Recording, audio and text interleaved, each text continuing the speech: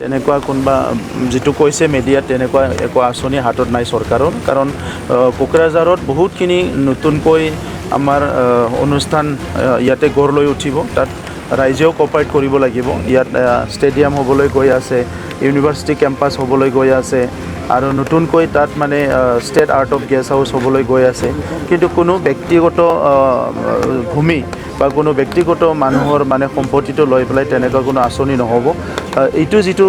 কথা সিদিনা ওলাইছে মই সেইটো পিছত গম পালোঁ অলপ কমিউনিকেশ্যন গেপ হৈছে কিন্তু তেনেকুৱা কোনো এজেণ্ডা নাই मोनसे फोसावथाय खैराबारि उपेन्द्र नेशनेल एकाडेमि फरायसालियाव देग्लायनिफ्राय 11 थाखोनि मुं थिसननाया सोलिगासिनो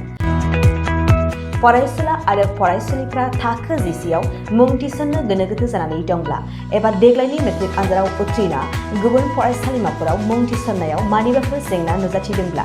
नोंथांमोना जिंगा दासि खैराबारि उपेन्द्र नेशनेल एकाडेमि फरायसालिया नोंथांमोननो थाखो 11 नि सोलोंथाय लानो खाबु होदों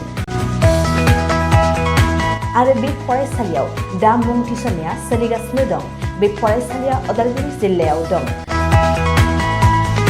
मख'जाथावदि बे फरायसालियाव देग्लायनि मेट्रिक आनजादाव गासै 80 सा फरायसुला फरायसुलिफ्रा गासैबो मोजां जौखोन्दो लानानै उथ्रिसार जानो हादों